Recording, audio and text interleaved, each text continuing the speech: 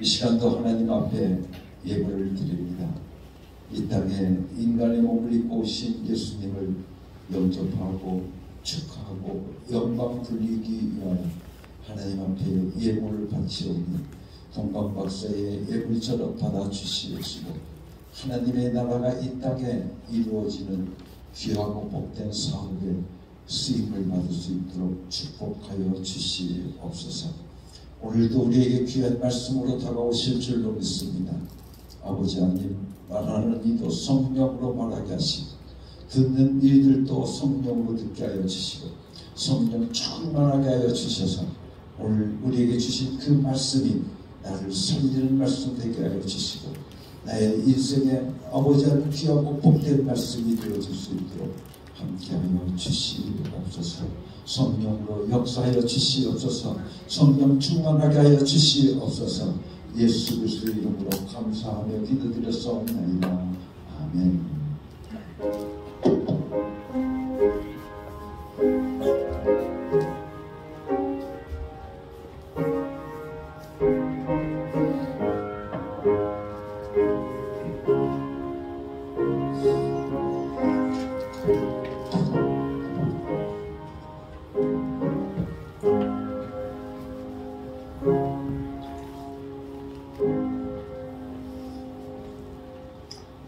오늘 우리에게 주시는 하나님의 말씀은 마태복음 1장 18절에서부터 23절까지 말씀입니다. 최영애 권사님께서 공독해 주시겠습니다.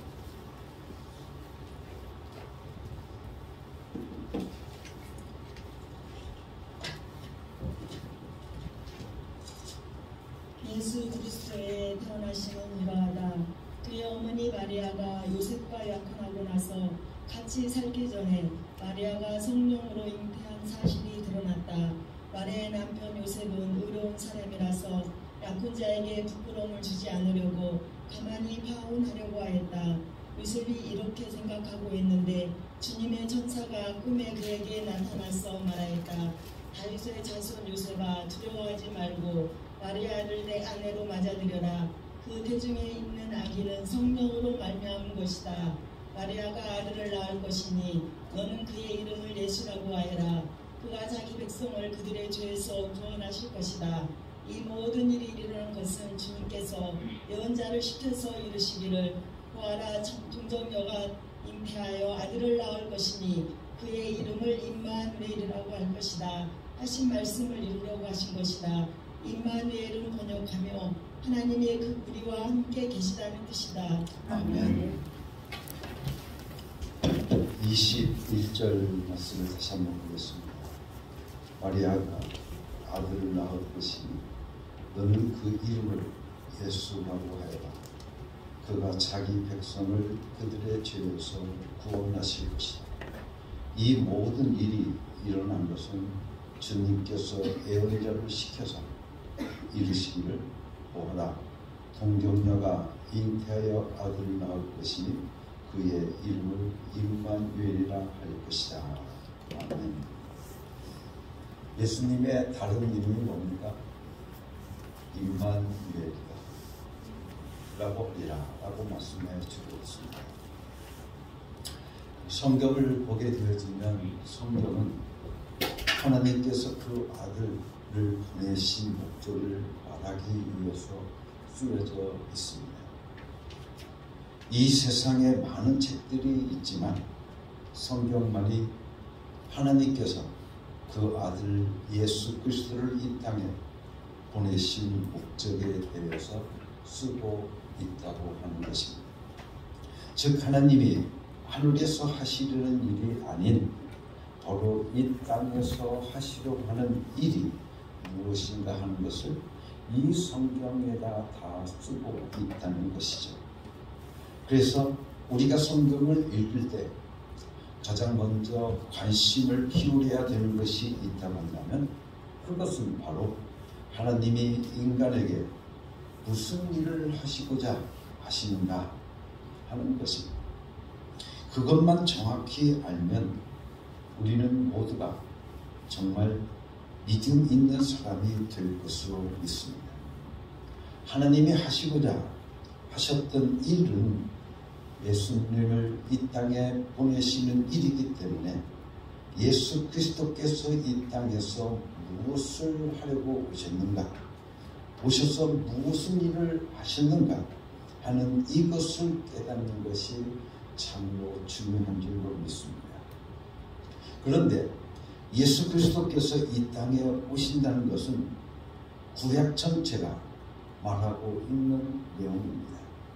다른 말로 표현하면 구약의 내용을 한마디로 우리가 지각해 보게 되어진다고 하면 그 내용은 바로 예수가 온다, 예수가 올 것이다, 메시아가 너에게 올 것이다 라고 하는 그 내용인 것입니다. 그래서 구약 성경은 창세기에서부터 말라기까지 예를 보게 되어지면 메시아가 오리라 하는 것에 대해서 쓰여 있습니다. 성경에 여러 가지 내용들이 복잡하게 들어 있으니까 어떤 분들은 그러실 겁니다. 정말 성경은 너무 복잡해. 그렇죠? 삼국지보다 더 복잡해. 그렇죠? 우리는 그렇게 생각을 할 것입니다. 그러나 오늘 우리들이 복잡하게 생각할 것 하나도 없다는 것입니다. 왜냐하면 그 두꺼운 구약 전체가 무엇에 대해서 쓰여 있느냐 말하게 되어지면 예수 그리스도께서 오시리라, 올 것이다, 그리고 분명히 올 것이다 라고 하는 그 내용이 쓰여 있기 때문에 그렇습니다. 그래서 예수님이 오신다고 하는 것, 이런 암시는, 이런 예언은 창세기 1장에서부터 계속 나오게 되어집니다.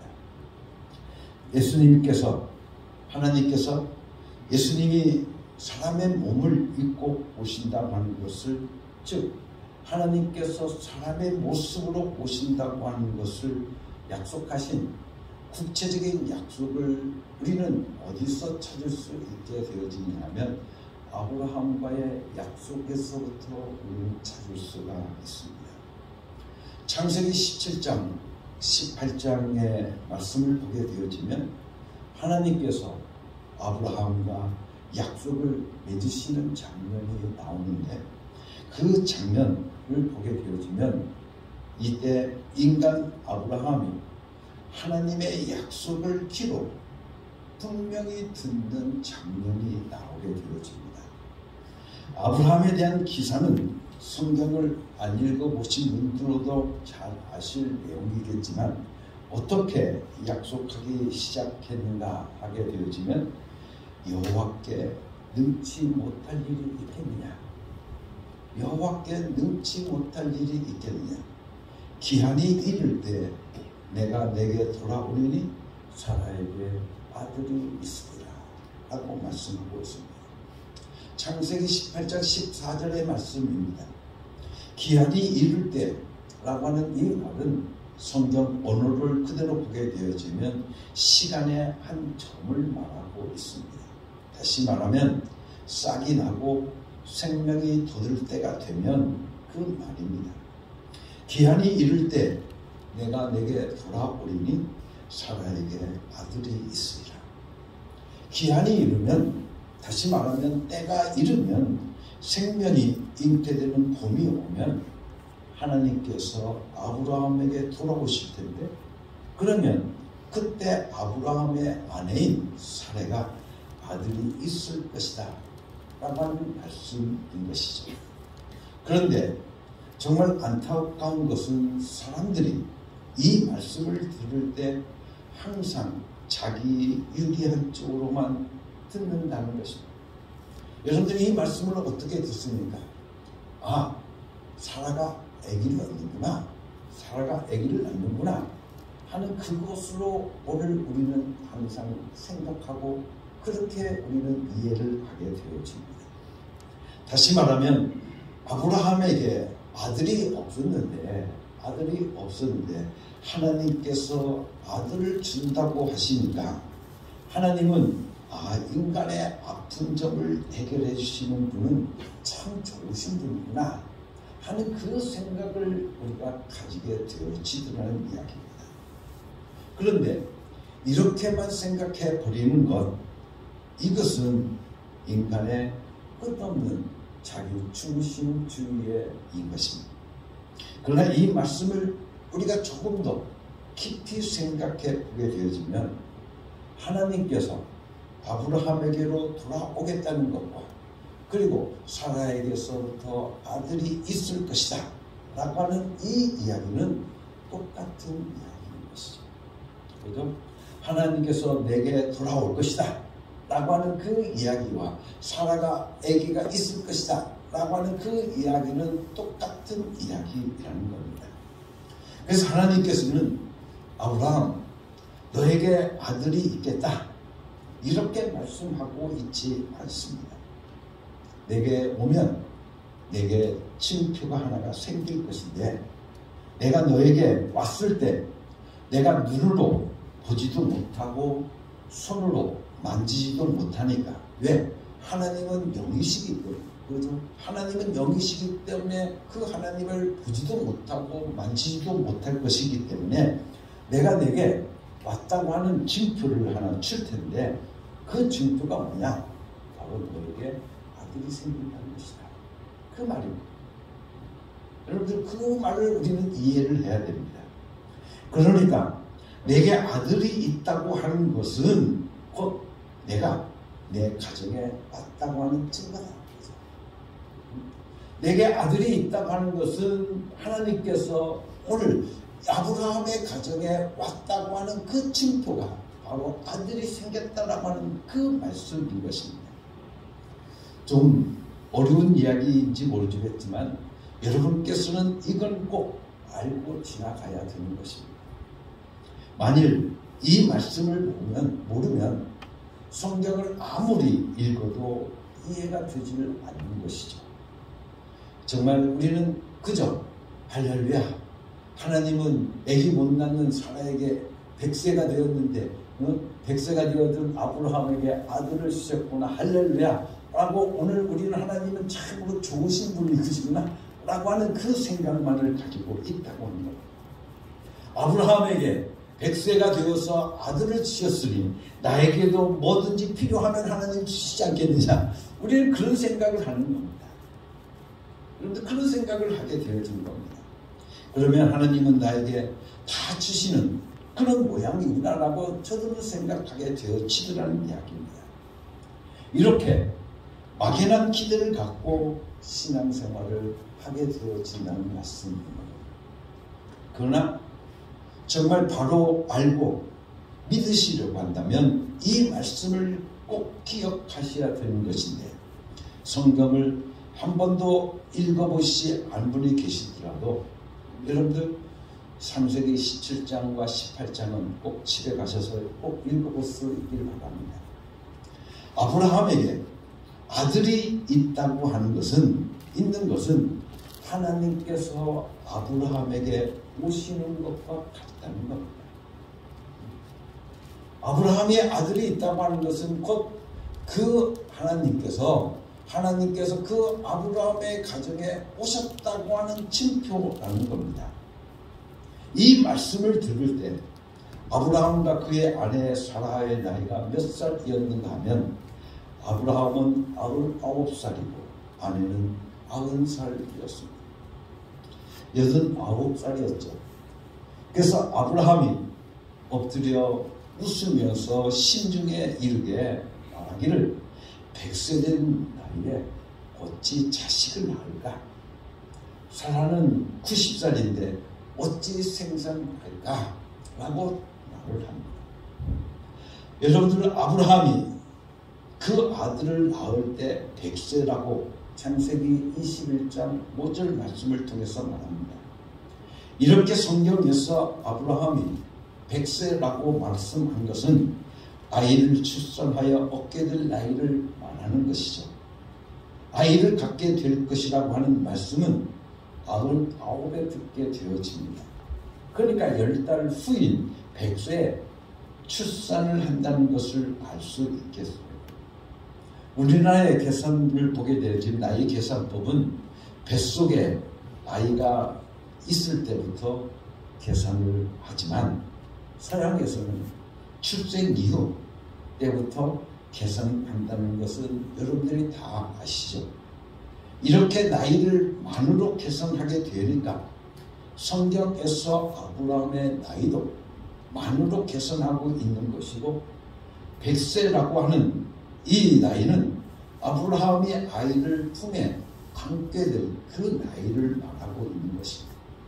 그래서 이것을 로마서에서는 뭐라고 표현을 했는가 하게 되어지면 로마서 4장 19절과 22절의 말씀을 통해서 보게 되어지면 이렇게 말씀하고 있습니다.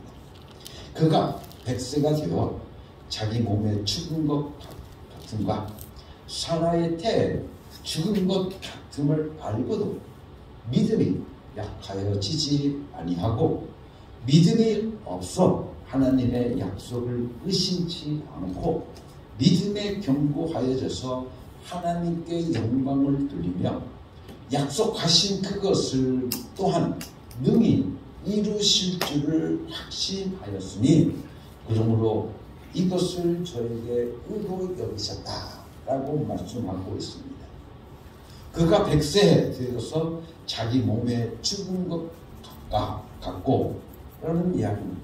자기 몸에 죽은 것 같다라고 하는 것은 죽기 이전이 되어서 목숨이 끊어질까 말까 한다는 그런 뜻이 아니라 자식을 생산해낼 능력이 없다라고 하는 그 말입니다.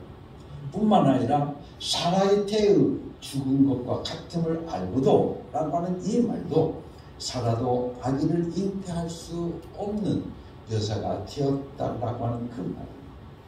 그런데 믿음이 약하여지지 아니하고 믿음이 없어 하나님의 약속을 의심치 않고 믿음에 견고하여져서 하나님께 영광을 돌리며 약속하신 그것을 또한 능히 이루실 줄을 확신하였다라고 말씀하고 있습니다. 여러분들 남자로서 생식 능력이 없다는 것을 알고도 뿐만 아니라 여자로서 아기를 낳을 수 없게 된 것을 알고도 아브라함의 믿음이 약하여지지 않았다라고 하는 겁니다. 믿음이 약하여지지 아니했다는 겁니다. 그래서 믿음이 없어 하나님의 약속을 의심치 않았다는 겁니다. 뿐만 아니라 믿음에 견고하여져서 하나님께 영광을 돌렸다라고 말씀하고 있는데 여기에서 중요한 것은 바로 무엇입니까? 믿음이라고 하는 것입니다. 믿음이라고 하는 것이 참으로 중요합니다. 그래서 아브라함을 믿음의 조상이라고 한다고 우리는 하지 않습니까? 그래서 로마서 4장 16절 말씀을 통해서 보게 되어지면 그러므로 후사가 되는 이것이 은혜에 속하여기 위하여 믿음으로 되나니 이는 그 약속을 모든 그 후손에게 굳게 하려 하십니다. 율법에 속한 자에게 뿐만 아니라 아브라함의 믿음에 속한 자에게도 아브라함은 하나님 앞에서 우리 모든 사람의 조상이라 라고 말씀하고 있습니다. 아브라함은 하나님 앞에서 우리 모든 사람의 조상이다 라고 말씀하고 있습니다. 즉 하나님 앞에서 아브라함은 우리 믿는 모든 사람들의 조상이라고 그랬습니다. 아브라함이 100세가 다 되어 가니까 라고 하는 이 말은 할아버지 되었다는 거죠. 할아버지라는 거죠. 그래서 아마 우리가 100세가 되어진 할아버지 아브라함의 모습을 상상해 보면 아마 등도 굽었을 것이고 머리도 하얗게 되었을 것이고 수염도 어떻겠습니까? 이 유대인들은 수염을 기르거든요.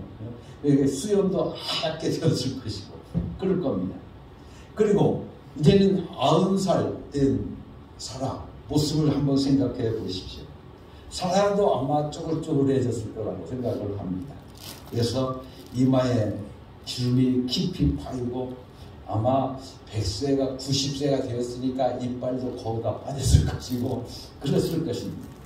그런데 하나님께서 이 할아버지 할머니 두 노인한테 아들이 있을 것이다 라고 하는 것입니다. 그런데 아들도 좋지만은 아브라함과 사라가 얼마나 부끄럽고 창피스러웠을까. 그죠? 그 할아버지 할머니 나이에 자식을 얻는다는 것. 100세 된 나이에 어찌 자식을 낳을까? 사라는 90세니 어찌 생산할 것인가? 하나님 왜 이러십니까? 하고 아마 이 사라와의 아브라함은 이야기했을 것이라고 생각을 합니다. 그렇지 않겠습니까? 우리가 입장을 바꿔놓아서 생각을 해보면 그렇습니다. 그러면서도 한편으로는 놀라웠을 것입니다. 이렇게 늙어서 다 죽은 것과 같은 남자로서의 생식력도 없고 또한 여자로서의 모든 기능이 다 끝나버렸는데 하나님께서 그들이 아들을 낳을 것이라고 말씀하시니 얼마나 놀랐겠습니까?